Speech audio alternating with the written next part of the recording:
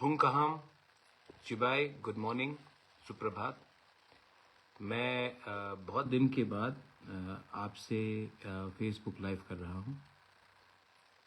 मुझे लगा कि इतना दिन हो चुका है और आप लोग ने बहुत लोगों ने मेरे तबीयत के बारे में फ़ोन किया है। जैसे आप देख सकते हैं कि मेरा तबीयत पहले से बहुत कमज़ोरी है, मेरा वज़न भी बहुत घटा है, वेट लॉस हुआ है। तकलीफ़ तो है, लेकिन मुझे लगता है कि with the blessings of you, आपका प्यार, आपका आशीर्वाद, माँ त्रिपुरा सुंदरी का प्यार, आशीर्वाद जो मेरे लिए प्रार्थना चर्चेस में हो रहे हैं, दुआ मस्जिद में हो रहे हैं और जो पूजा मंदिरों में हो रहा है। मैं जानता हूँ कि बहुत बुद्धिस्ट मंक्स ने अपने मॉनेस्ट्री में भी मेरे खुशहाली के लिए बहुत लोगों ने प्रार्थना किया है। तो अब मैं सबको थैंक यू बोलना चाहता हूँ। मैं आपको आज सवेरे सवेरे इन द मॉर्निंग 2-3 चीज़ कहना चाहता था। शुरुआत में मैंने देखा है कि एक बहुत खराब एक वातावरण बन रहा है त्रिपुरा में। मुझे लगता है कि मेरे ऊपर हर रोज़ मीडिया वाले, कुछ पॉलिटिशियंस मेरे खिलाफ हर रोज़ कुछ ना कुछ कर रहे हैं। वो चाहते हैं कि ये प्रद्योत माणिक्य, जो बुबागरा आप लोग प्यार से बोलते हैं, उसको कैसे ख़त्म किया जाए, क्योंकि जब तक बुबागरा ख़त्म नहीं होगा, तिपरासा का जो दिल का आवाज़ है, जो थानसा है, वो तब तक ख़त्म नहीं होगा। और जब तक तिपरासा का थानसा है, उनको बहुत मुश्किल लग रहा है। तो उनको लगता है कि अगर मुझे ख़त्म करोगे तो तिपरासा का दिल टूटेगा, तिपरासा का थानसा टूटेगा, और अगर तिपरासा का थानसा टूटा तो आने वाले दिन में उनका भविष्य तिपरासा का भविष्य से ज़्यादा अच्छा होगा। ये कोई सीपीएम, कांग्रेस, बीजेपी, मोथा, आईपीएफटी का फाइट नहीं है। ये फाइट है कि आने वाले 15-20 साल में कौन ज़्यादा नौकरी ले, कौन ज़्यादा पैसा कमाए, कौन के पास कंट्रोल हो, कौन के पास पूरा एक सिस्टम हाथ में रहे, जो आने वाले दिन में अपने भविष्य को सुरक्षित कर सके। अगर बुबागरा रहा तो ये पावर तिपरासा के हाथ में रहेगा। अगर बुबागरा नहीं रहा तो ये लोग मैनिपुलेट कर सकते हैं। इसी के लिए ये गेम प्लान चला जा रहा है, क्योंकि मैंने देखा है कि त्रिपुरा में इनको स्ट्रॉन्ग लीडर नहीं चाहिए। त्रिपुरा में इनको एक ऐसा लीडर चाहिए जो हाँ में हाँ बताए, मिलाए। त्रिपुरा में इनको ऐसा लीडर चाहिए, जब सीबीएसई का एग्ज़ाम्स हो रहा हो और हमें बोला जाएगा कि बांग्ला में लिखो, तो जनजाति मोर्चा चुप रहेगा। त्रिपुरा में इनको ऐसा लीडर चाहिए जो महाराजा बीर बिक्रम एयरपोर्ट में अनाउंसमेंट कॉकबोरक में ना हो, सिर्फ बांग्ला, हिंदी और इंग्लिश में हो और आवाज़ नहीं उठाए, ऐसा लीडर चाहिए। त्रिपुरा में इनको सिर्फ नमूना बनाकर म्यूजियम में एक तिपरासा को दिखाना है, जो तिपरासा के बारे में बात नहीं करेगा, लेकिन बोलेगा कि मैं तिपरासा हूँ। इलेक्शन के टाइम आसाम के मुख्यमंत्री आए, हेमंत बिश्व शर्मा, उनसे बात होते रहता है मेरा, और उन्होंने कहा कि मैंने खुद सुना कि हम मैक्सिमम ऑटोनॉमी देना चाहते हैं। 3 महीना हो गया, किसी को मालूम है ये क्या है मैक्सिमम ऑटोनॉमी? इंटरलॉक्यूटर का बात हुआ, मुझे खुद हिंदुस्तान के होम मिनिस्टर अमित शाह ने बोला ये।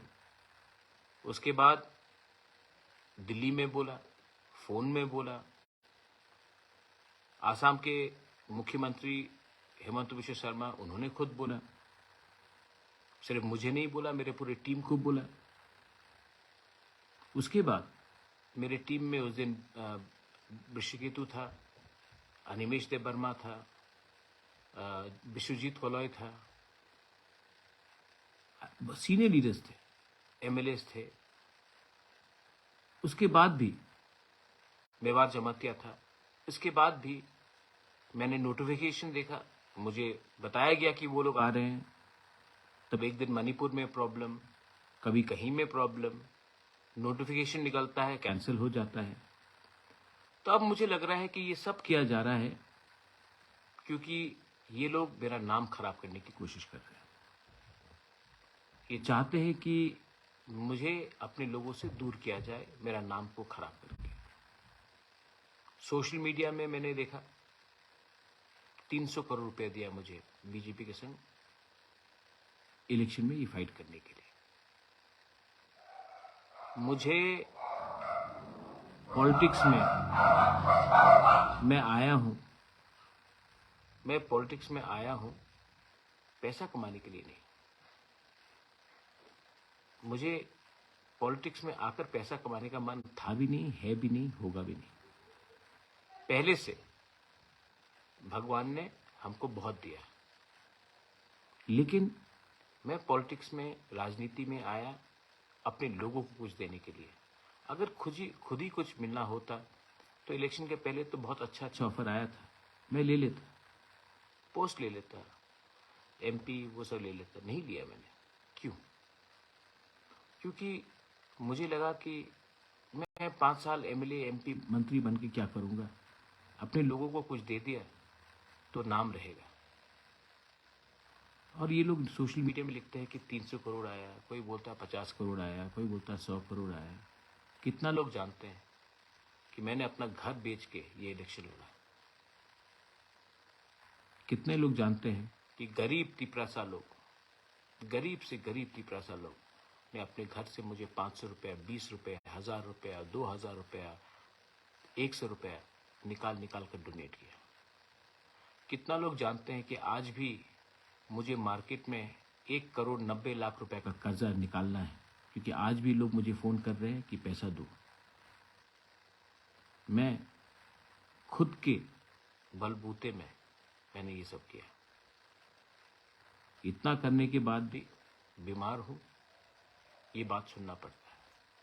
थोड़े दिन पहले एक लीडर ने मुझे फोन किया, बोला कि महाराजा तिपरालैंड का आइडियोलॉजी तो बहुत अच्छा है, लेकिन हमें अपना घर में चूल्हा भी जलाना है, हमको बीजेपी जाना पड़ेगा। मैं दिल से बीजेपी नहीं जाना चाहता हूं, लेकिन पैसे के लिए, घर चलाने के लिए जाना पड़ेगा। मैंने कहा आप जाओ, मैं कोई आपत्ति नहीं, मैं समझ सकता हूं, लेकिन बाद में ये मत बोलना कि मेरा बच्चा पियोन का नौकरी कर रहा है और जो मेरा पड़ोसी का बच्चा है जो बंगाली है, वहां में वो ऑफिसर है और मेरा बेटा उसको सलाम करता दिन में 5 बार। आज आप हल्के हो गए, आज आपने कॉम्प्रोमाइज किया, ठीक है, आपका तो जिंदगी गया है। आपका नेक्स्ट जनरेशन को क्या सफर मिलेगा, ये कितने लोग समझते हैं? पॉलिटिक्स सच में गंदा है। मुझे लगता भी नहीं था कि पॉलिटिक्स इतना गंदा है, लेकिन है। लेकिन मैं पॉलिटिशियन के साथ पॉलिटिक्स करना चाहता हूं। अपना जो गरीब तिपरासा है गांव में, उनके साथ नहीं करना चाहता। एडीसी में अभी भी पैसा नहीं आता है। लोग मुझे फोन करते हैं, किसी को 5,000 चाहिए, किसी का बच्चा को ट्यूमर हो गया, उसको थोड़ा ट्रीटमेंट चाहिए।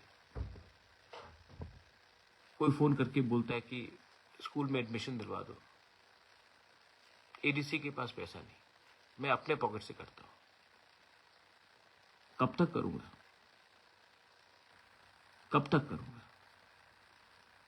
क्या एडीसी को वोटिंग से डेमोक्रेटिकली त्रिपुरा की जनता ने नहीं चुना? चुना ना, तो उनके हाथ में पावर आना चाहिए कि नहीं? नहीं आता। क्योंकि अब ये बात तय हो गया है कि जब मैं ऐसा करके जाऊंगा स्टेट गवर्नमेंट और सेंट्रल गवर्नमेंट के पास, तभी मुझे भीख मिलेगा। अगर मैं अधिकार के लिए मांगने जाऊंगा तो वो दरवाजा बंद कर देते हैं। आपका बुभागरा ने जिंदगी में माँ बाप ने बहुत चीज सिखाया। मुझे माँ बाप ने बहुत चीज सिखाया। महारानी विभू देवी ने, महाराजा कैरेट विक्रम किशोर ने बहुत चीज सिखाया, लेकिन भीख मांगना नहीं सिखाया। मैं अपने अधिकार के लिए, अपने लोगों के अधिकार के लिए आंदोलन कर सकता हूं, लेकिन मैं भीख नहीं मांग सकता। और भीख तो मैं उससे नहीं मांगूंगा, क्योंकि ये जगह का असली मालिक तिपरासा है। और जो आज हमें भीख में कुछ दे रहा है, वही थोड़े दिन पहले बांग्लादेश से आया था। दिल्ली के लीडरशिप से मेरा बहुत बात हुआ। राहुल गांधी हो, प्रियंका गांधी हो, अमित भाई शाह हो, सीताराम येचुरी हो, मुझे तो लगता है सब ठीक है, सब समझते भी हैं। लेकिन जो अगरतला में लीडरशिप है, आप क्लियरली देख लीजिए, जनजाति मोर्चा में एक लीडर नहीं है जो कुछ बोल सकता है। जीएमपी में जितेंद्र चौधरी है। सब लोग बोलते कि मैंने अलायंस, ये बात बहुत इंपॉर्टेंट है, मैंने अलायंस सीपीएम का संग किया जितेंद्र चौधरी के खिलाफ कैंडिडेट नहीं देके। नहीं, जितेंद्र बाबू भी जानते हैं। मैंने जितेंद्र बाबू को के खिलाफ कैंडिडेट नहीं दिया क्योंकि मैं चाहता था कि असेंबली में 20 नहीं 21 तिपरासा एमएलएस हो। इनफैक्ट मैंने जितेंद्र बाबू को और एक चीज कहा था आपको, मैंने कहा था कि आप राधाचरण को जनरल एरिया से लड़ाइए जहां पे तिपरासा का पॉपुलेशन ज्यादा है, हम वहां में भी बैक कर देंगे। हम आपकी पार्टी को बैकिंग नहीं करेंगे, लेकिन आपके एमएलए जो हमारे जाति से है, हम उनको बैक करेंगे। तो सबने कहा क्यों? तो मैंने कहा शिवसेना तो एनडीए में था। जब प्रतिभा पाटिल कांग्रेस का राष्ट्रपति का उसका जब नाम आया, तो बाला साहब ठाकरे ने कहा पार्टी का ऐसी के तैसी, प्रतिभा पाटिल महाराष्ट्रन है, मैं मराठी मानुस हूं, मैं सपोर्ट करूंगा। किसी ने तो उसको नहीं बोला कि ये अलायंस कर रहा है, ये कम्युनल है। जब प्रणब मुखर्जी का नाम आया एज प्रेसिडेंट, ममता बनर्जी उस समय कांग्रेस के खिलाफ लड़ रही थी, एकदम नहीं थे। लेकिन ममता बनर्जी ने क्या बोला कि प्रणब बाबू আমার বাঙালি মানুষ, আমি ওনার সমর্থন করব। আমি জানি না कि উনি कांग्रेस আছে নাকি আলাদা দল, আমার সমর্থন ওনার সঙ্গে থাকবে। और ममता बनर्जी टीएमसी ने प्रणब मुखर्जी को सपोर्ट किया। किसी ने कहा कि वो बंगाली पॉलिटिक्स कर रहा था, नहीं, वो अपने कम्युनिटी के लिए, अपने रीजन के लिए, अपने गर्व के लिए बात कर रहा था। तो मैंने यही चीज जितेंद्र बाबू के साथ की।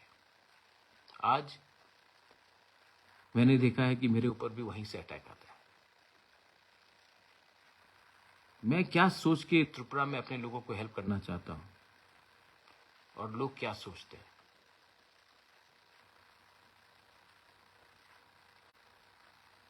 ये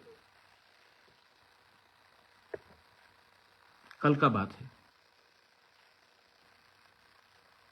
बीजेपी का स्टेट प्लेनरी मीटिंग हुआ।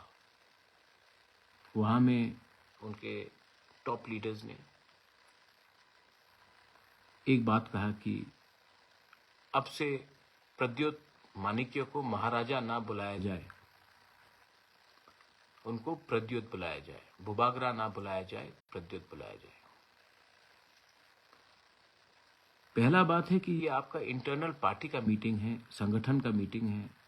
आप संगठन को कैसा ठीक कर सकते हो, क्या करना चाहिए, ये डिस्कस होना चाहिए था। किसी के पर्सनल लाइफ में उनको क्या बोला जाए, क्या ना बोला जाए, ये ठीक नहीं लगता। और मेरे जनजाति लीडर्स जो वहां में बैठे थे वो चुप रहे, एक शब्द नहीं बोला। तो ठीक है, आज से आप मुझे प्रद्योत बोलकर बुलाइए, मेरे माँ को विभूत बुला के बुलाइए, बेइज्जत कीजिए, मुझे कोई प्रॉब्लम नहीं। मैंने कभी भी नहीं कहा कि आप मुझे महाराजा बुलाओ, मैंने कभी डिमांड नहीं किया, क्योंकि मैं जानता हूं बुबागरा प्रद्योत टिपरासा के दिल के अंदर है, और जो लोग को इससे आपत्ति है वो ये बात नहीं समझ पाएंगे, क्योंकि मैंने अपना खून, अपना जान दिया है अपने लोगों के लिए। बेइज्जती आप कितने बार करोगे? आपने राज्य का बेइज्जती किया, आपने हमारा माता त्रिपुरा सुंदरी मंदिर को तोड़ दिया, वो बेइज्जती हुआ। उजैंता पैलेस के सामने सेल्फी पॉइंट लगा दिया।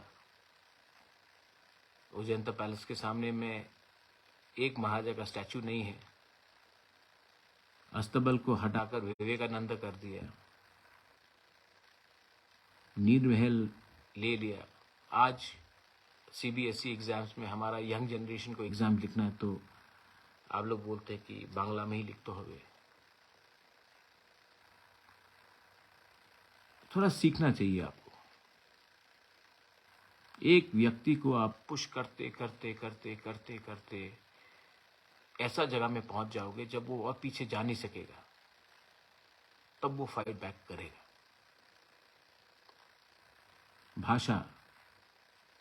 भाषा तो आप सबसे ज्यादा जानते हैं। 50 साल पहले, 52 years ago, जब पाकिस्तान ने ईस्ट पाकिस्तान, जो आज बांग्लादेश है, जब पाकिस्तान ने ईस्ट पाकिस्तान के ऊपर उर्दू भाषा कंपलसरी बना दिया था, इम्पोज करने की कोशिश की थी, तो ईस्ट पाकिस्तान के जो बंगाली भाई ब्रदर सिस्टर्स थे, उन्होंने भाषा आंदोलन शुरू किया, और उसके लिए पाकिस्तान दो टुकड़ा हुआ, एक बांग्लादेश हो गया, भाषा के नाम में। आज आपके ऊपर वो अत्याचार हुआ था बांग्लादेश में पाकिस्तान से, आज वही अत्याचार हमारे ऊपर भी थोपा जा रहा है। ये क्या सही बात है? अगर कॉकबोरोक में अनाउंसमेंट हो गया एयरपोर्ट में तो किसी का कुछ नुकसान होता है, रेलवे स्टेशन में तो हो रहा है। तो ये सब बात है, कोई हठात से नहीं उठता। इंटरक्यूलेटर आएगा, बात होगा। मैंने अपना स्टांस क्लियर कर दिया है कि मेरी टीम जाके मिलेगी, मैं नहीं मिलूंगा, क्योंकि ताली दो हाथ से बजता है। और अब मुझे जो एटीट्यूड लग रहा है, मुझे नहीं लगता है कि स्टेट गवर्नमेंट का एटीट्यूड हमारे तरफ ठीक है। अगर ठीक होता तो मैं जो कल मैंने बात सुना है वो सुनाई नहीं दिया पड़ता। गलती हुई है, मुझसे भी हुई है, बीजेपी से भी हुई है, सीपीएम से भी हुई है, कांग्रेस से भी हुई है। मैं सबसे बात करूंगा। और धनपुर में जो बाई इलेक्शन होगा, मेरा मानना है कि मानिक सरकार जी, आप थोड़ा सा चुप बैठिए, क्योंकि आप 5 साल में as a leader of the opposition आपने कुछ नहीं किया, तो थोड़ा चुप बैठिए और हम तैयारी करते हैं कि धनपुर इलेक्शन में कैसे हम लोग जीतेंगे। शांति से बैठकर बात करके 1:1 कॉन्टेस्ट करके कैसे जीतेंगे, क्योंकि मैं समझ चुका हूं, जहां में तिपरा मोथा का चांस नहीं है जीतने का, तिपरा मोथा को कैंडिडेट नहीं देना चाहिए। और आप भी समझ जाइए, जैसे बागमा, शांतिर बाजार, छामानू, कृष्णपुर, जहां में आपका कोई चांस नहीं था जीतने का, आप भी वहां में कैंडिडेट अब आगे में मत दीजिए। कॉन्टेस्ट को 1:1 कीजिए। लोकसभा भी सामने है। ऑपोजिशन को एक दूसरे से झगड़ कर कुछ नहीं मिलेगा। ऑपोजिशन को पर्सनल हेट्रेड को छोड़कर लार्जर इंटरेस्ट को देखना पड़ेगा। मैं आप सबसे मिलूंगा। आज मुझे लगा कि मैं आपसे बात करूं, रीच आउट करूं। बहुत लोग बीजेपी में जाने की कोशिश कर रहे हैं क्योंकि उनको रेगा मिलेगा, उनको नौकरी मिलेगा। मैं आपको एक बात बोलना चाहता हूं, जिसको रेगा चाहिए, जिसको नौकरी चाहिए, जिसको टिकट चाहिए, आप लोग जाइए। मैं आपसे नाराज नहीं हूं। जाइए, रेगा लीजिए, नौकरी लीजिए, खुश रहिए अपने परिवार में, लेकिन आपके दिल के अंदर ना आप कभी खुश नहीं रहेंगे। और जो गवर्नमेंट अपने ही लोगों को बोलता है कि तुम अगर हमारे साथ नहीं आओगे तो तुमको रेगा नहीं मिलेगा, तुमको नौकरी नहीं मिलेगा, वो गवर्नमेंट नहीं है, वो दलाल है। पार्टी के नाम में नौकरी किसी को दिलवाना वो दलाली है।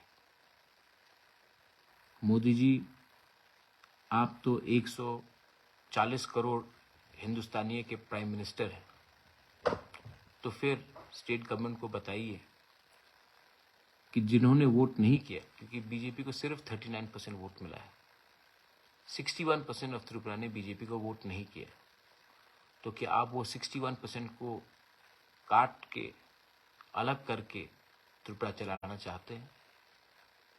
ये असंभव है, ये असंभव है। फिर से गौर कीजिए और अपने महारथियों को जो अगरतला में बैठकर कारोबार और अपना एडमिनिस्ट्रेशन चला रहे हैं, उनको बोलिए कि दुश्मनी छोटे से छोटे लोग से भी भारी पड़ता है।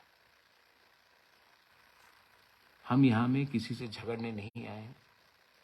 हमारा डिमांड ग्रेटर त्रिपुरा लैंड का with in the constitutional framework, constitutional solution greater Tripura land का है। और मैं आपको बोल रहा हूं कि ये डिमांड कहीं भी जाने वाला नहीं है। मैं बहुत कमजोर हूं। डॉक्टर ने बहुत चीज किया है कि मत करो, वो नहीं करो। I am very tired. लेकिन जब मेरा आखिरी सांस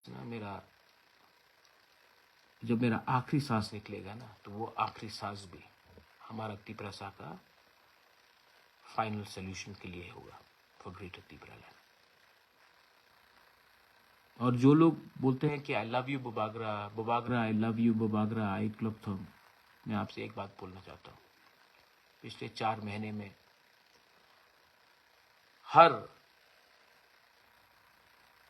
मीडिया जो अगरतला में बैठा है, स्पेशली बंगाली स्पीकिंग मीडिया, ने मेरे खिलाफ क्या क्या नहीं लिखा। आप लोग ने कुछ नहीं किया। सिर्फ ये मेरा ड्यूटी है कि मैं आपका सुरक्षा करूं। मैं अस्पताल के पलंग में बीमार, कष्ट में, मेरे खिलाफ रोज लिखा जा रहा है। आप लोग एक बार भी, आपको ठीक नहीं लगा कि बुबागरा को कितना खराब लग रहा होगा, हम प्रोटेस्ट करना चाहिए। इसमें हमारा कमजोरी है। आप चाहते हैं कि मैं फोन करूं और आपको बोलो प्रोटेस्ट करो, तभी आप प्रोटेस्ट करोगे। अगर आपको लगता है कि मैं आपका हूं, मेरा परिवार आप एक है, तो कभी कभी आपके पास ये पूरा अधिकार होता है कि मुझे भी, मेरे खराब समय भी, and I've really fought for you, you know. I've fought a lot for you. I've given up everything. Sometimes it is nice if you can also show the same amount of love that I have given you, reciprocated to me. छोड़ दीजिए।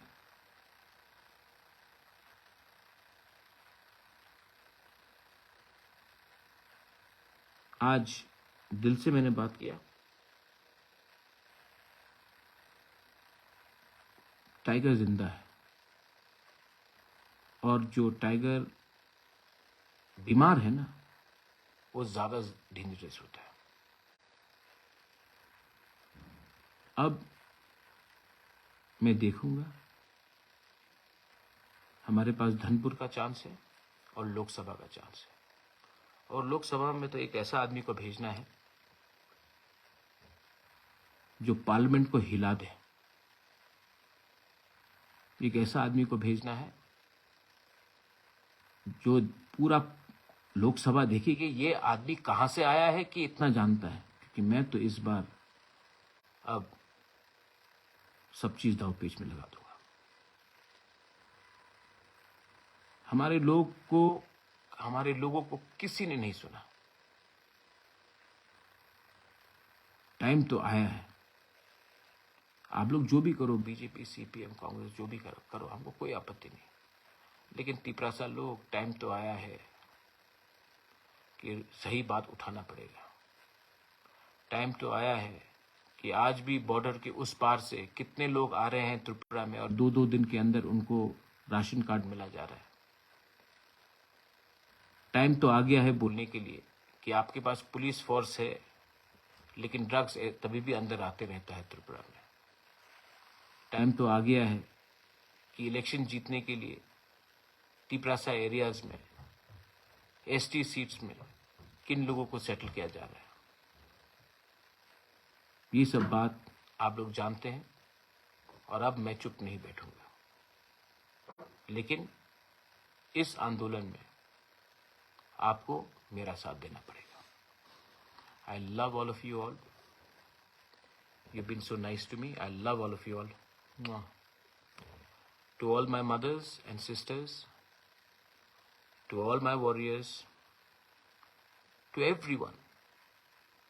And I even love those who don't like me. जो मेरे Facebook में आके बोलता है interlocutor कहाँ गया, इंटरलोकेटर कहाँ गया, इंटरलोकेटर कहाँ गया। ये सवाल आप जाके जिस दिन आ गया तो आप क्या करेंगे? आप ट्राइबल का मजाक उड़ाते हैं। आपको लगता है आप मेरा मजाक उड़ा रहे हैं। आप ट्राइबल का मजाक उड़ा रहे हैं और आपको भी जवाब मिलेगा। क्योंकि आप लोग ने हमारे खराब समय में, हमारे दर्द में मलहम नहीं लगाया, आपने नून मसला है। जख्म तो है, लेकिन उस जख्म का जवाब हम फेसबुक में नहीं देंगे। उस चोट जो आपने हमें बेइज्जत किया है, वो हम ट्विटर में नहीं देंगे।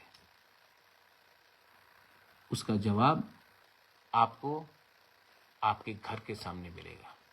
तब आपको मालूम पड़ेगा कि एक तिपरासा को बेइज्जत करके उसी के जगह में, उसी के हाँ में, उसी के राज्य में आपको क्या मिला। बेलाई बेलाई नो हमबाई। God bless you and we will win. हम लोग जीतेंगे, हम जीतेंगे।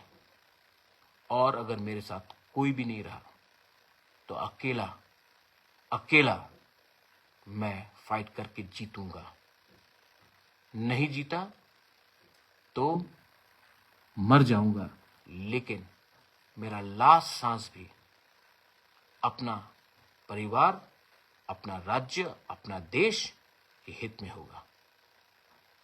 तिप्रा मथा आयुक लॉकथोंग, तिप्रासा दफा आयुक लॉकथोंग, तिप्रासा आयुक लॉकथोंग, ग्रेटर तिप्रालैंड आयुक लॉकथोंग, कॉन्स्टिट्यूशनल सॉल्यूशन आयुक लॉकथोंग।